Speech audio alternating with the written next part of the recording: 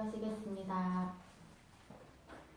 사랑과 은혜가 풍성하신 하나님 아버지, 거룩한 주님의 날 주의 백성들이 모여 찬양과 예배를 드리게 하심을 감사합니다. 아멘.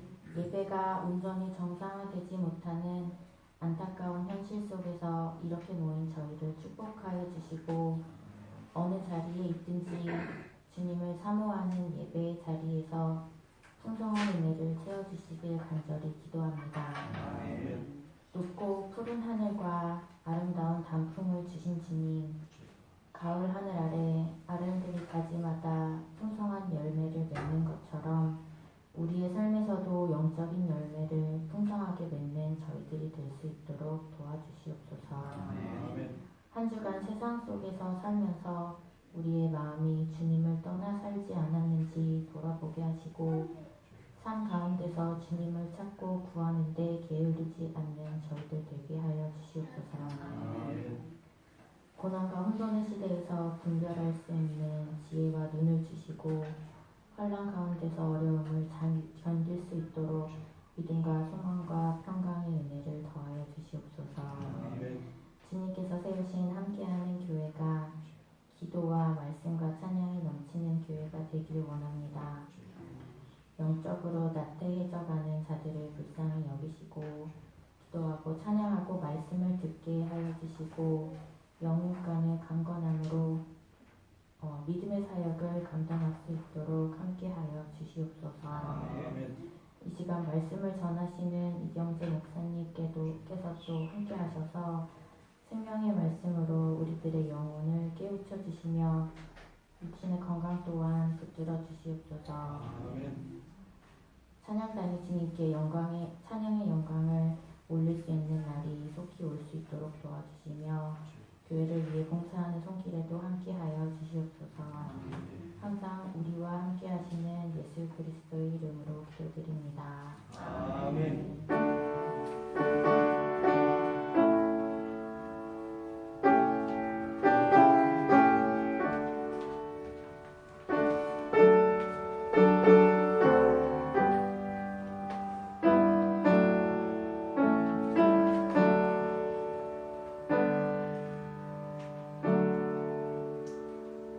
우리 다 같이 응답송 하겠습니다.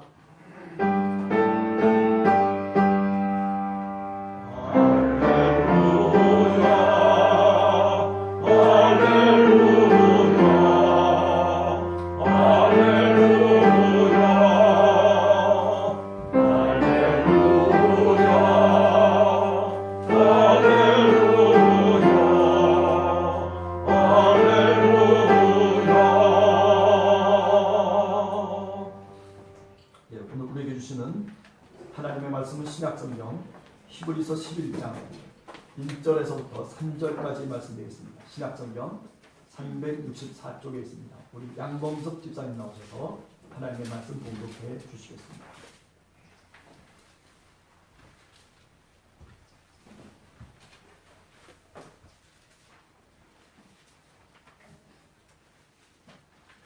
믿음은 바라는 것들의 실상이요 보이지 않는 것들의 증거니 선진들이 이로써 증거를 얻었느니라.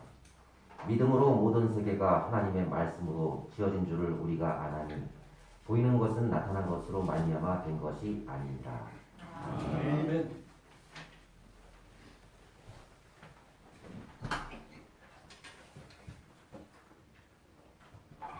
오늘 설교는 믿음의 기초 쌓기. 우리가 이 코로나 기간 동안에 조금 더 기본적인 것들을 설교를 통해서 또 하나님의 말씀을 생각하는 시간을 갖기를 원합니다. 사실 이 제목을 갖고 좀 설교한 적도 한두 번 있었다 제가 생각을 합니다. 오늘은 특별히 뉴턴과 그리고 콜럼버스 이야기를 조금 응용해가지고 그래서 여러분과 함께 같이 도대체 신앙이라고 하는 것을 우리가 어떤 출발점에서부터 출발해야 될까라고 하는 것을 한 번 더 생각하기를 원합니다. 여러분들 잘 아시는 것처럼 뉴턴이라고 하는 유명한 과학자 1641년에 태어나서 1727년에 세상을 떠난 아이작 뉴턴이라고 얘기합니다. 초등학교 교과서에도 보면 그런 얘기들 나오잖아요. 뜰에 심긴 사과나무 그 열매가 때가 되면 땅에서 떨어지는 그런 일상의 사건을 보면서 그 속에서 보통 사람들이 느끼지 못했던 것을 느꼈다는 거죠. 말하자면 자연의 원리를 거기서 좀 더 깨닫게 되는 겁니다. 이거를 우리가 보통 만유인력의 법칙이다. 그것을 발견하는 데 있어서 이런 엄청난 이야기들을 우리가 종종 하기도 합니다. 사실 18세기 이전까지만 해도 어느 누구도 이런 원리를 느끼거나 또는 그렇게 많이 생각해 본 적이 없다는 겁니다. 오늘날 우리로 따지면 초등학생들도 야, 사과가 왜 떨어지냐?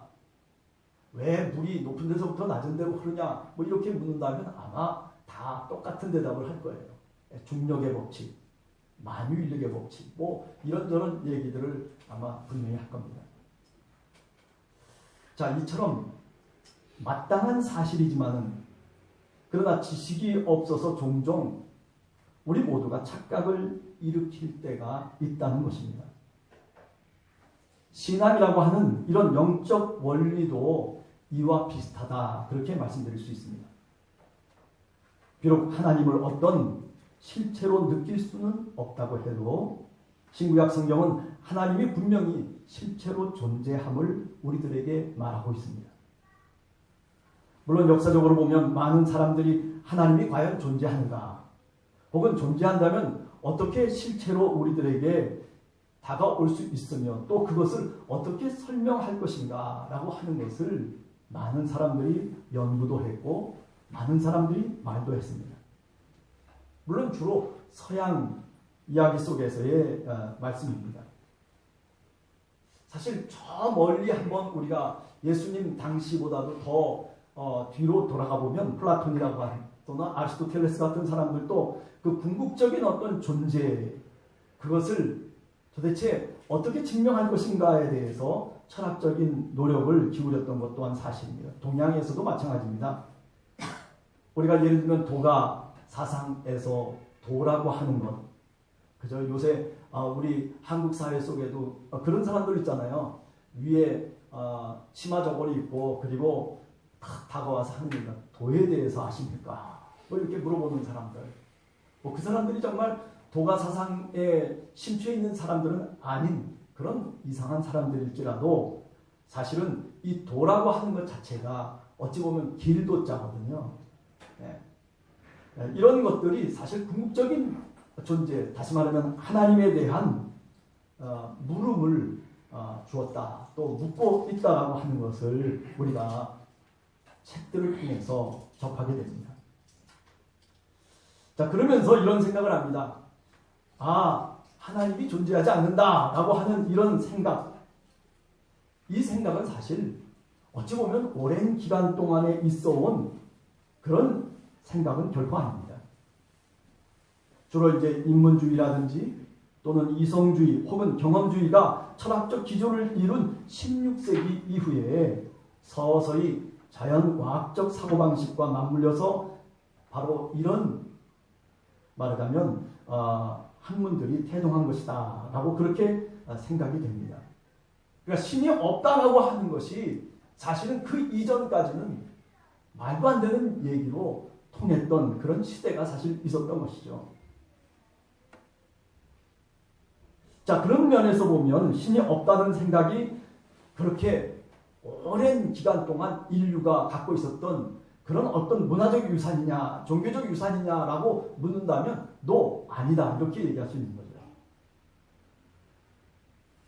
사실은 그보다도 더 오랜 기간 동안 우리 인류는 하나님이 있다라고 하는데 방점을 찍고 그리고 인류 역사가 발전되어 왔다라고 하는 겁니다.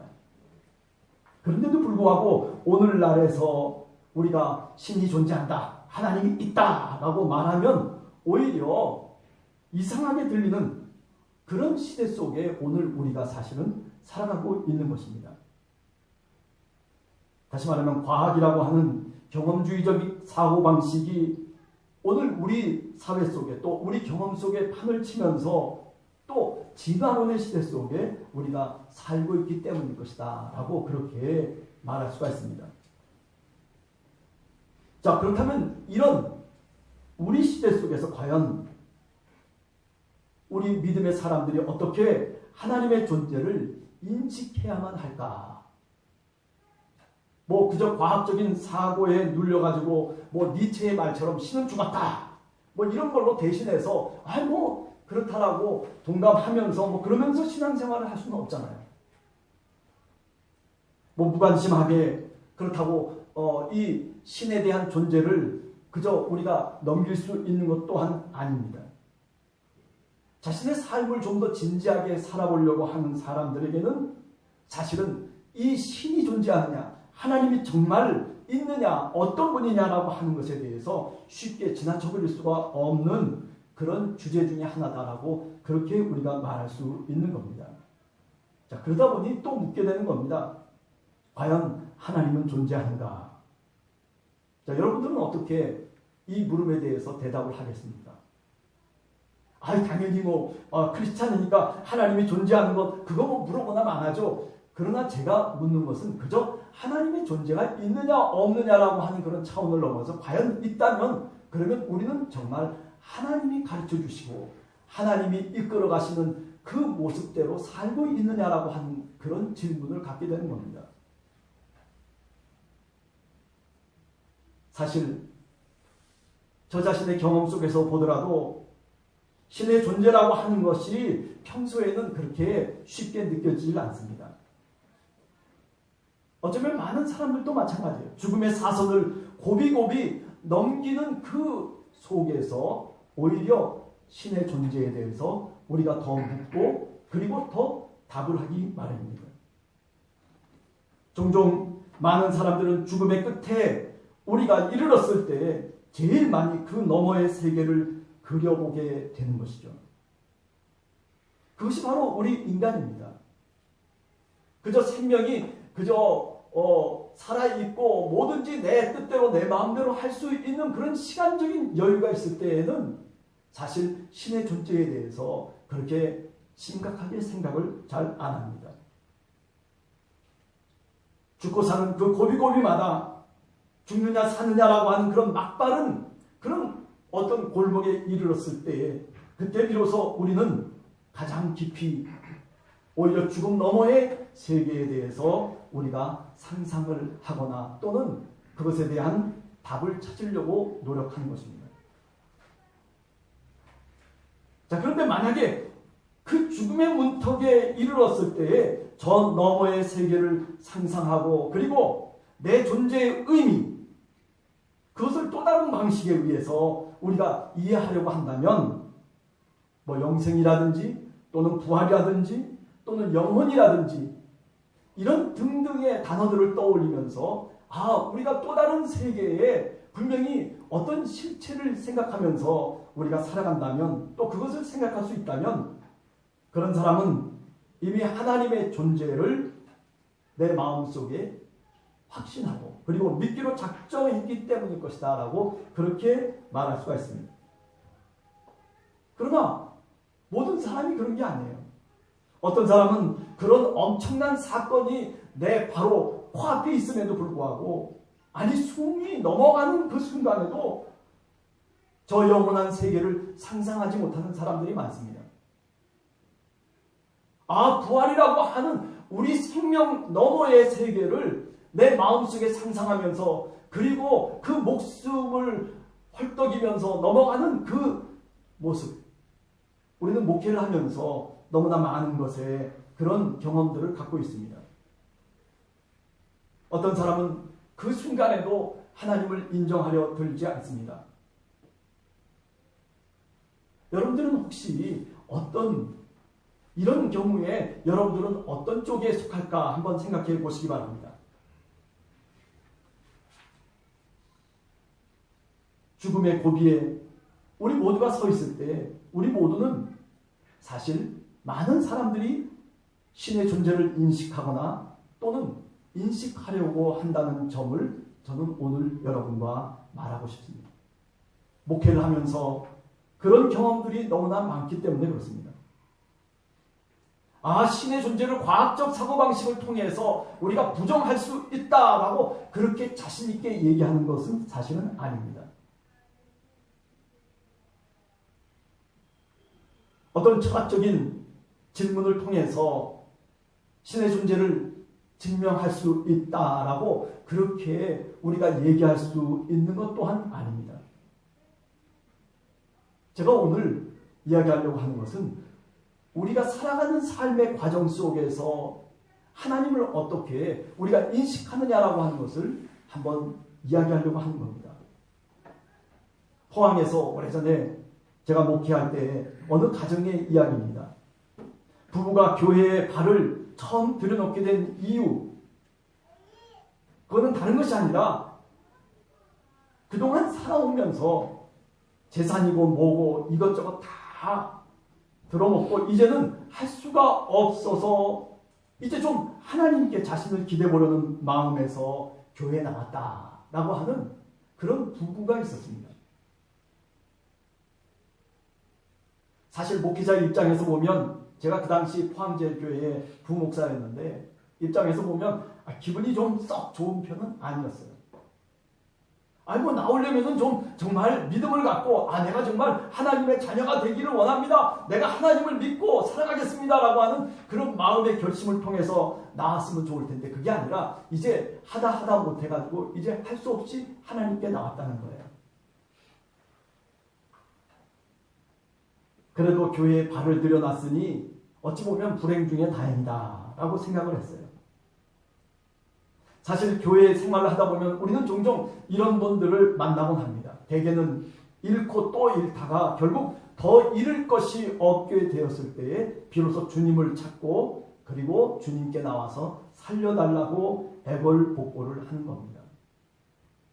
제가 하나님이라면 한 번쯤 주먹으로 주워받기도 할 수 있을 텐데 우리 하나님은 그렇지 않으신 하나님이시죠. 그렇게 나와도 다 용납해 주십니다.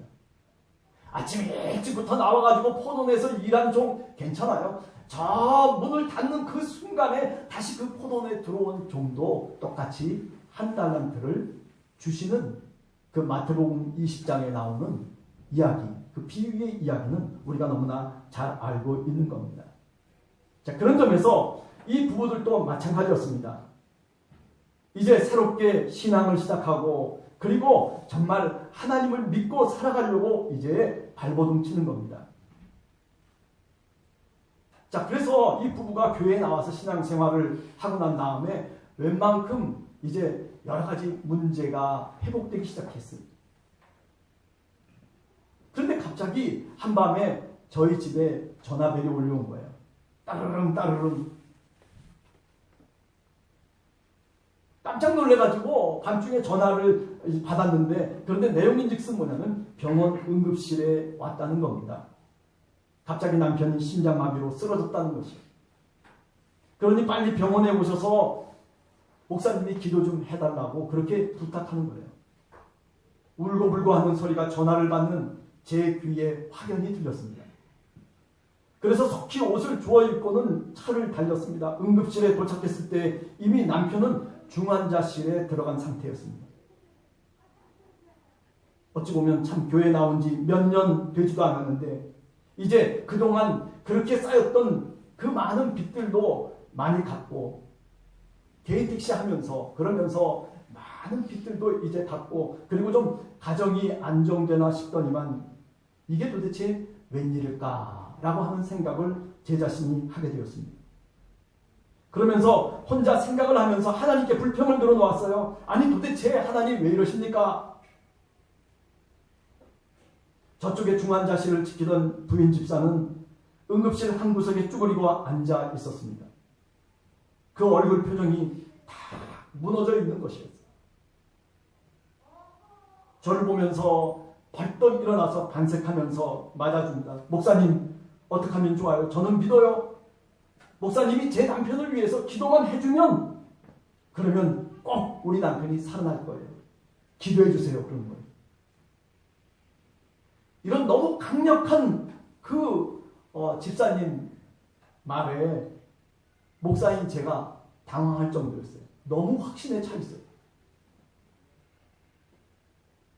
그러나 그 믿음을 하나님이 분명히 보실 것이다 생각하고는 함께 그 병원 통로에서 정말 목소리를 다해서 기도를 같이 했습니다. 손을 꽉 붙잡고 그리고 같이 함께 기도를 했어요.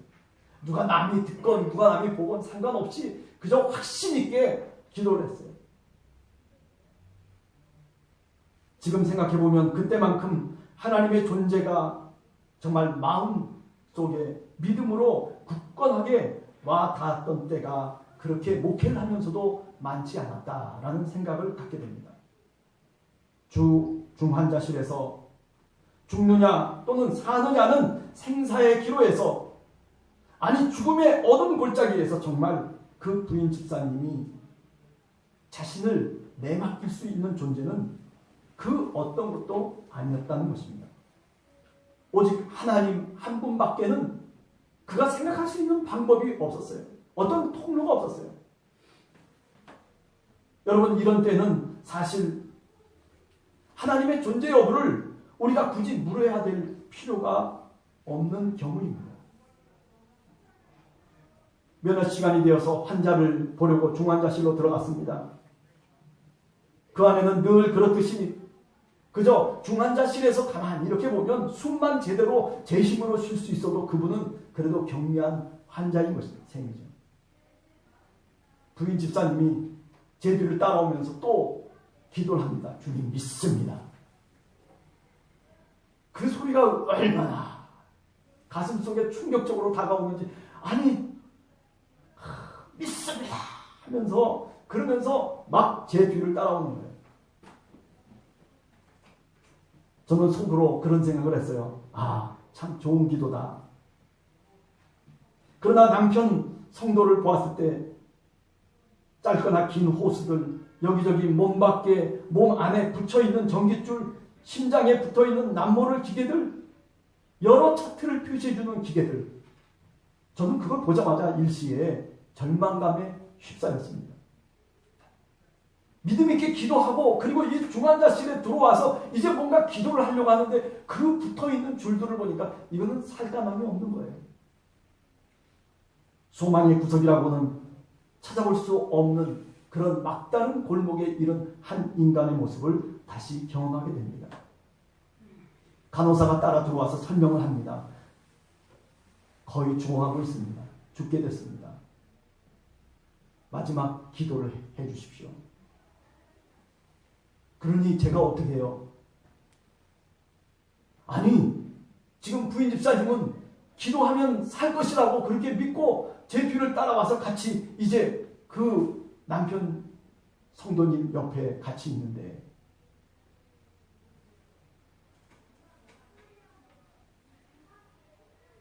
지금이라도 생명줄을 떼어내기만 하면 이제 죽을 것이라고 하는 것, 그런 상태에 이르렀던 것이죠. 저는 마음속으로 중얼거렸어요. 그 중얼거림이 오늘 저에게도 이 시간까지도 제 속에 남아있는 중얼거림이에요. 도대체 인간이란 무엇인가? 어떻게 인간이 이렇게 죽음 앞에서 이다지도 무능한가? 뭐 여러 가지 얘기들이죠. 그러다 이런 생각도 잠시뿐이었습니다. 갑자기 심장 쇼크가 왔어요. 의사가 달려오고 간호사가 또 막 달려오고 일시에 그 침상이 아술상이 되어버렸습니다. 아, 정말 인간이 죽는다는 것이 이렇구나. 그런 생각을 할 겨를도 없이 전기 충격을 몸에 가격해버렸고, 몸이 병상에서 뛰었다 가라앉기를 몇 번이나 했을까? 다시 심장이 뛴다고 또 야단이에요. 살아났다고 또 야단이에요. 이런 병상에서, 이런 중환자실에서 하나님이라고 하는 존재는 말로 꺼낼 수도 없고, 그리고 거기서 하나님을 찾을 수도 없었습니다. 그 속에는 오직 생명을 살리고 그리고 생명이 죽어가는 그런 과정만이 있을 뿐이었습니다. 그런데도 옆에 있던 부인 집사님은 또 기도합니다. 주님 믿습니다. 여러분도 아시겠지만 여기서 저는 뭐 거창하게 신의 존재를 철학적으로 묻는 것이 결코 아닙니다. 다만 아수라장된 그 장소에도 대체 우리가 선택해야 될 장면이 도대체 뭐냐는 것입니다. 그 속에서 저는 그 부인 집사님이 기도하는 그 기도 소리를 저는 붙잡았어요. 믿습니다. 주님 믿습니다. 그래요. 마침내 수술은 잘 됐고 그리고 회복이 되었어요. 그러던 중에 여집사님은 남편께서 이런 고백을 해요. 그 병 중에 그 와중에 하나님을 정말 봤다라고 그렇게 고백하는 거예요. 제가 그래서 그 남편 집사님한테, 남편 성도한테 그런 얘기를 했어요. 아니 저도 못 봤는데 어떻게 하나님을 봤다고 그렇게 말씀하십니까? 봤대요. 그래요. 분명히 하나님을 만났어요. 언제 만난 거예요? 바로 죽음과 삶의 그 고비 속에서, 그 고통 속에서 하나님이 그를 찾아와 주시고, 그리고 그는 그렇게 믿고 있는 거예요. 저는 이것이 하나님의 은혜라고 저는 생각해요. 부부가 평안을 되찾고 결국 그 아들뿐만 아니라 손자까지 전부가 다 크리스찬 스위트 홈이 되었다는 것입니다. 그래요. 얼마나 아름다운 이야기예요. 결과적으로 보면 아름다운 이야기지만은 그러나 그 아름다움에 도달하기 위해서 이런 엄청난 쇼크가 있었던 거예요. 죽느냐 사느냐는 거기에는요 하나님이 존재하느냐 존재하느냐라고 하는 그런 논리적인 물음이 없는 거예요. 거기서는 두 가지밖에는 택할 길이 없어요. 하나는 하나님이 존재하는 것을 내가 손으로 붙잡든지 아니면 내팽개치든지 둘 중에 하나인 거예요. 생각과 논리로 하나님이 존재한다, 존재하지 않는다라고 그렇게 말하고 싶지가 않습니다. 처절한 삶의 현장 속에서 우리가 꼭 인식해야 할 존재라고 하는 것은 결국 하나님을 붙잡는 것밖에 없어요. 여러분, 우리들의 삶이 특별히 고달프거나 힘들 때, 아니 삶과 죽음의 고비에서는 더욱 우리는 하나님밖에는 택할 길이 없는 겁니다. 여러분, 사실은 인간은 그렇게 약한 존재예요. 여러분들이나 저나 뭔가 나를 의지하고 그리고 내 삶을 맡겨야 할 그런 어떤 존재가 사실은 우리 모두에게 필요한 거예요. 그렇습니다. 만유인력의 법칙. 뉴턴이 발견하고 그리고 뉴턴이 이론을 성립한 그 법칙. 사과가 땅에 떨어지는 현상을 보면서 그 뉴턴이 이상하게 생각했다는 것 아닙니까? 전혀 눈에 보이지도 않는 무엇을 마치 보이는 것처럼 생각한 것입니다. 아니 전혀 가당치도 않은 건데도 불구하고 그런데 그것을 새롭게 본 거예요. 우리가 이성을 통해서 경험할 수 있는 것이지만은 그러나 전혀 누구도 미처 깨닫지 못했던 자연의 원리를 뉴턴이라고 하는 과학자가 찾아낸 것 아니겠습니까? 오늘 신앙의 원리도 그와 같다라고 생각해요. 우리가 신앙의 삶을 살면서 이런 일들이 우리 주변에 얼마든지 있습니다. 지금도 사과가 땅에 떨어져요. 하나님의 은혜가 내 옆에 있고 하나님의 은총이 내 옆에 수두룩딱딱하게 떨어지고 있음에도 불구하고 그런데 왜 그 하나님의 은혜가 나와 관련이 있는지를 생각지 않으면서 살아가는 거예요. 그러나 그것을 생각하게 되면 신앙의 법칙을 깨닫게 됩니다. 생명의 원리를 깨닫게 되는 것입니다. 16세기에 우리가 콜럼버스가 신대륙 아메리카를 발견했다라고 그렇게 얘기합니다. 이건 이성으로도 혹은 자연의 어떤 원리를 통해서 그것을 깨닫고 경험하거나 알 수 있거나 또는 상상할 수 있는 것은 결코 아닙니다. 사실 그 당시로 돌아가 보면 신대륙은 분명히 이 지구상에 존재하고 있었고 그리고 그 어떤 무엇보다도 커다란 땅덩어리였습니다. 그 속에는 그 유럽 사람들이 알지 못하는 인디언들이, 또 다른 사람들이 그 속에 정말 행복한 삶을 살고 있었던 그 땅이 바로 아메리카 대륙입니다. 그것을 콜럼버스가 발견하고는 다시 유럽으로 갖고 들어가서 세상에 달려가서 그 기쁜 소식을 자신이 살고 있는 그 세상 속에 알립니다. 아, 여러분, 새로운 땅덩어리가 존재하고 그곳에 바로 사람들이 살고 있습니다라고 하는 그런 기쁜 소식이었습니다. 그곳은 과실도 풍부하고 뭐 금도 있고 은도 있고, 우리가 정말 그곳에 가보니까 뭐 이러저러 했다, 이런 어떤 기쁜 소식을 사실은 콜럼버스는 전합니다.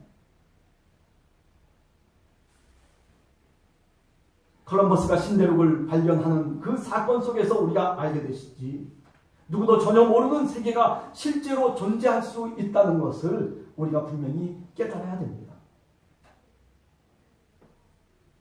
그 미지의 세계가 어떤 사람들에게는 세상 끝날까지 그저 닫혀져 있는 그런 어떤 미지의 세계일 수도 있어요. 그렇지만 어떤 사람에게는 콜럼버스처럼 그 세계가 열려진 그런 어떤 세계일 수 있다는 것이죠. 제 생각에는 신의 존재 여부도 마치 그런 것과 같습니다. 어떤 사람에게는 확신이 되고, 어떤 사람은 충분히 하나님이 존재한다라고 그렇게 믿고 또 그렇게 분명하게 자기 자신이 생각하겠지만, 또 어떤 사람에게는 그렇지 못하다는 것이죠. 그냥 하나님이라고 하는 것은 상상에 지나지 않는 그런 존재로만 치부할 수가 있다는 것입니다. 그러다 보니까 마침내 신앙인이 있는가 하면 또한 불신앙인이 있기 마련입니다. 이런 나눔의 과정 속에서 정말 중요한 것이 무언가 생각해보면, 그것은 자신이 발견한 신대륙에 대한 콜럼버스의 소개와 그리고 그 길 안내입니다. 사실 역사 속에서 콜럼버스, 그는 왕과 그리고 온 나라에 이 사실을 전하게 됩니다. 단호하고도 확실하게 바로 신천지, 신대륙이 존재한다 라고 하는 것을 분명하게 콜럼버스는 그 시대의 사람들에게 전하고 또 전합니다. 그러나 반응은 양분되기 마련입니다. 콜럼버스의 말을 믿는 사람들은 아, 우리도 한번 가봐야 되겠다라고 하는 그런 어떤 모험과 도전의 정신을 갖게 되지만은, 그러나 또 어떤 사람은 콜럼버스의 말을 믿지 아니하고, 그리고 그가 거짓말쟁이라고, 그죠? 저 바다 끄트머리에 가면 그저 낭떠러지가 있어가지고, 그래가지고 그 물들이 떨어져 내가는 그런 깊은 심연이 있을 뿐이라고 그렇게 믿는 사람들, 그 사람들은 어떤 사람들이에요? 자신에게 갇혀있는 사람들이에요. 오늘 우리가 신앙생활하면서도 자기 자신에게 갇혀있는 사람들이 있어요. 아, 신앙이란 이런 거야 라고 규정시켜놓고, 그리고 세상이란 이런 거야 라고 규정시켜놓고 그 너머를 모르는 거예요. 그 너머에 신대륙이 있고, 그 너머에 갔다 온 사람이 알려줘도 그래도 그것을 믿지 않는 사람들이 우리 시대에도 많이 있습니다. 여러분, 기독교의 역사도 이와 같아요.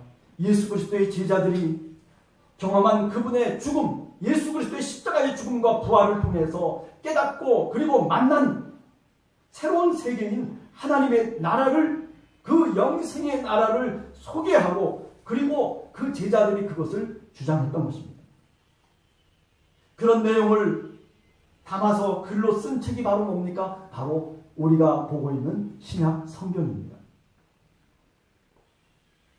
신약 성경은 그렇기 때문에 어쩌면 신대륙이 존재한다는 것을 표시한 지도책과 같은 것입니다. 신대륙을 가려면 이렇게 가야 되고, 그리고 어떤 풍파가 만나면 그러면 어디로 피해서, 그래서 이쪽으로 가면 되고 저쪽으로 가면 되고, 이렇게 저렇게 우리를 안내하는 바로 그 책이 하나님의 말씀인 바로 성경책인 것입니다.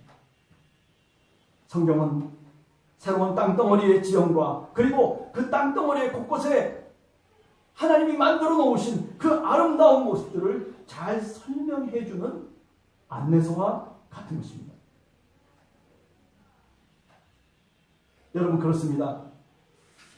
우리가 믿음의 출발점에 서서 이렇게 어쩌면 콜럼버스의 이야기와 같이 우리들도 이 믿음의 확신을 갖고 저 세계가 있다는 것을 우리 마음속에 다시 한번 깨달으면서 그러면서 우리가 신앙을 출발해야 됩니다. 그래요. 우리는 영혼을 갖고 있는 인간입니다. 그저 이 세상에 살다가 그냥 끝나버리는 인간들이 아니에요. 그냥 죽으면 끝이 되는 그런 인간이 아니라 그 너머의 세계를 우리들 성경을 통해서 우리는 깨닫고 그리고 그것을 믿는 그리고 고백하는 것입니다.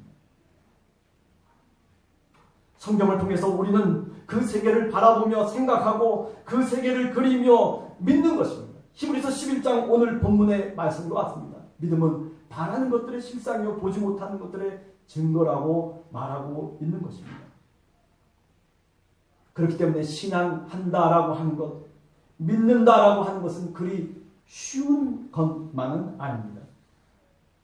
그렇다고 해서 또 어려운 것도 아닙니다. 만약 내가 하나님의 존재를 믿으며 그리고 그의 뜻대로 살려고 한다면 분명히 우리는 그렇게 살아갈 수가 있는 사람들입니다. 왜? 그것은 하나님이 우리에게 그런 은혜를 주시고 그런 지식과 그런 능력을 우리들에게 주시겠다라고 약속했기 때문입니다. 이게 성경이 우리를 가르치는 진리라고 그렇게 다시 한번 고백하는 것입니다. 그래요. 오늘 설교의 제목이 믿음의 기초 쌓기입니다. 정말 그렇습니다. 콜럼버스가 신대륙을 발견한 것, 그것은 또 다른 죽음 너머의 세계의 존재와 같은 것입니다. 아, 저쪽에도 새 생명이 존재하고, 아, 저 바다 너머에, 저 끄트머리에 역시 또 다른 땅이 있다는 것. 그 당시 많은 사람들은 그것을 자신들의 경험 속에서 인정하지 않았지만은, 그러나 콜럼버스는 그곳을 다녀오고 난 다음에 그것을 주장하기 시작했어요. 그 소식을 전하기 시작했어요. 그리고 신대륙의 증인으로서 살아가려고 했어요. 여러분, 우리들도 마찬가지입니다. 여러분과 저는 바로 이 콜럼버스입니다. 하나님의 나라를 이야기하고 하나님의 나라를 증거하고 그리고 그것을 그 소식을 전할 수 있는 죽음 너머에 또 다른 세계가 있다는 것을 우리는 다시 한번 다른 이들에게 전해야 될 사명이 우리에게 있는 겁니다. 그래요.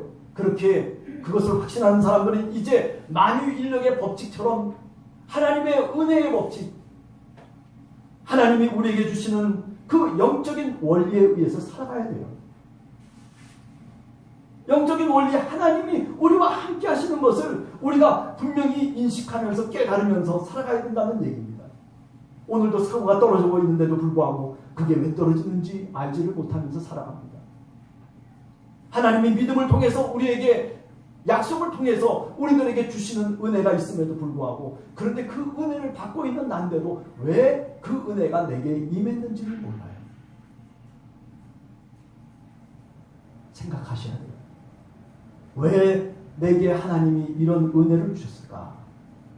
왜 오늘 또 내 삶 속에서 이런 일이 일어나고 있을까? 그런 것들 하나하나를 우리가 믿으면서 그러면서 그것을 다시 깨달으면서 그러면서 신앙의 법칙을 배워가는 겁니다. 하나님의 말씀 속에 쓰여진 그 안내서를 보면서 그러면서 어떻게 우리가 이 믿음의 길을 가야 될지를 우리가 성경을 통해서 깨닫고 그리고 그 나라까지 우리가 가는 것을 여러분과 제가 같이 가야 되는 것입니다. 함께하는 교회 지체 우리 모두는 이제 2020년이 지나가고 있습니다. 하나님이 주신 은혜와 믿음을 이제 그 12월이라고 하는 한 달 동안에 하나님께서 우리에게 더 깊은 은혜를 깨닫고 그리고 더 우리에게 주시고자 원하시는 그 놀라우신 선물들을 한 번 더 우리 마음속에 새기면서 우리 함께하는 교회 성도들 모두가 신앙의 길을 넉넉하게 그리고 힘을 내서 이 코로나 기간이라고 할지라도 하나님의 보호하심 속에서 살아갈 수 있는 그런 우리 믿음의 성도들이 다 되시기를 간절히 주님의 이름으로 축원합니다. 같이 기도하겠습니다. 하나님 아버지, 우리가 믿음의 기초를 쌓으면서 하나님 한 발 한 발 더 주님께 나가기를 간절히 소원합니다. 하나님, 콜럼버스가 신대륙을 발견하고 아닌 모든 사람들이 저 바다 너머에 신대륙이 있을 것이라고 하는 것을 믿지 않았지만은, 그러나 콜럼버스는 그것이 있을 것이라고 하는 그 희망과 소망 속에서 그 대륙을 발견하고 그리고 다시 돌아와서 많은 그 시대의 백성들에게 그 소식을 전했던 것처럼 하나님, 저희들도 죽음 너머의 저 영원한 세계 하나님의 나라를 하나님, 저희들도 그 소식을 전하며 복음을 증거하는 그런 믿음의 백성들 될 수 있도록 하나님, 저희들에게 은혜와 지혜를 더하여 주시옵소서. 뉴턴이 그저 사고가 떨어지는 그 현상을 보면서도 그것을 그저 예사롭게 보지 아니하고 새롭게 보고 그리고 그것을 깨달았던 것처럼 하나님, 저희들도 영적인 원리를 깨달을 수 있는 그런 믿음의 백성 될 수 있도록 하나님 도와주시옵소서. 하루하루를 살아가면서도 그저 새롭게 늘 우리 속에 일어나는 사건들을 보며 하나님의 은혜를 깨닫고 하나님께 감사하며 또 그 속에서 신앙의 원리를 찾아나갈 수 있는 지혜와 성령의 능력을 저희 모두 위에 허락해 주시옵소서. 아버지 하나님, 코로나로 인해서 하나님 참석하지 못한 성도들도 많이 있사온데 사랑의 주님께서 붙잡아 주시고 하나님, 한 주간도 주님의 자녀로 믿음의 사람으로 주님의 복음을 증거하며 하나님의 나라의 백성으로 살아가는 우리 모든 성도들 될 수 있도록 하나님 축복해 주시옵소서. 예수님의 이름으로 간절히 기도하옵나이다. 아멘. 네, 교회 소식 알려드리겠습니다.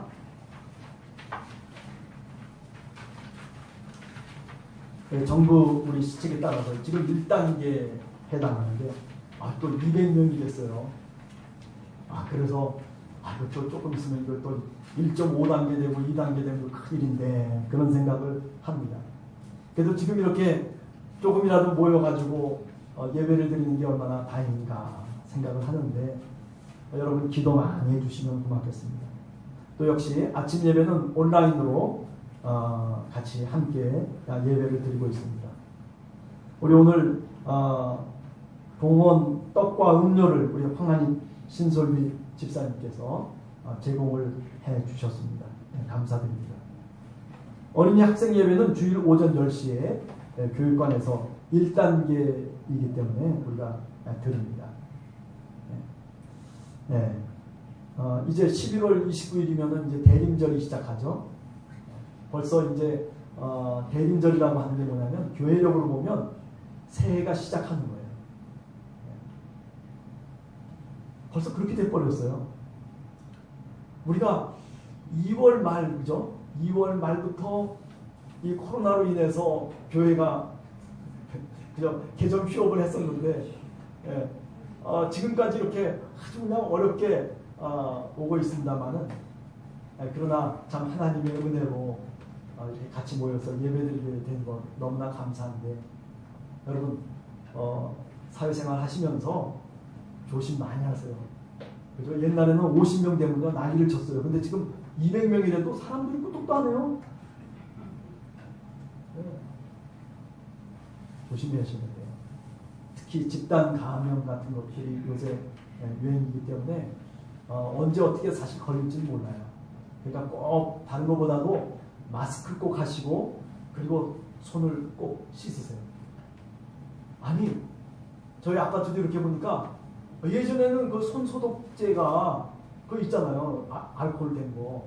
그게 예전에는 놓자마자 막 그냥 사람들이 하도 해가지고 없어졌는데 지금은 아이고 일주일 내내 가도 사람들이 그거를 하질 않아요. 그만큼 우리 인식이 그냥 느슨해졌다 이렇게 생각이 돼요. 여러분 꼭 손도 잘 세정을 하셔야 됩니다. 그리고 하여튼 2단계가 되든 1.5단계가 되든 12월이 지나서 돼야 되겠다. 왜? 12월 달에 결혼하는 사람이 있기 때문에 12월 달은 지나야 되겠다. 여러분 꼭 기도를 해주셔서 12월 달만큼은 지나서 할 수 있도록 아셨죠? 예. 네, 꼭 기도하셔야 됩니다. 자, 우리 같이 읽으셔서 539장 찬송하겠습니다.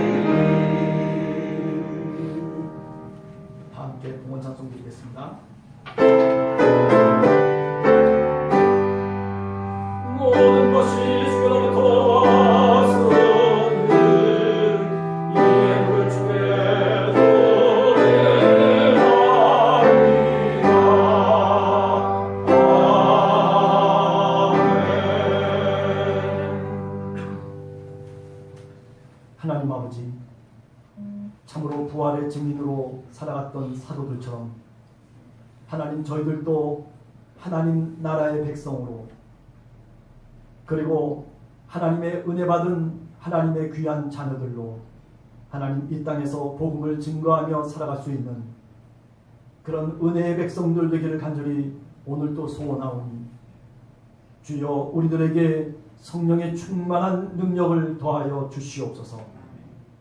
사랑의 아버지 하나님, 우리 옆에 하나님의 은혜가 있음에도 불구하고 아버지 그것을 깨닫지 못하고 그것이 하나님의 은혜인 줄 알고 감사치 못하고 하나님 그저 내 마음대로 내 생각대로 살아가는 우리들을 불쌍히 여겨 주시옵소서. 아버지 하나님의 코로나라고 하는 우리가 알 수 없는 이런 어려움 속에서 하나님 저희들 하나님의 보호하심 속에 살아갈 수 있게 하시고 하나님의 인도하심 속에 저희들 평안한 삶을 살 수 있도록 도와주시옵소서. 여러 가지로 애를 쓰며 안타까워하는 사람들이 하나님 너무나도 많이 있습니다. 지구상에 있는 수많은 아버지 하나님의 백성들, 하나님 고통 가운데 있는 자들을 하나님께서 찾아가 주셔서 하나님 그들의 마음속을 위로해 주시고 아버지 더 좋은 길로 인도하여 주시옵소서. 한 주간을 살아가면서 주님의 은혜를 따라 살아가기를 원하오니 주여 우리와 동행하여 주시옵소서. 지금은 우리 주 예수 그리스도의 은혜와 하나님 아버지의 크신 사랑과 성령의 교통하심이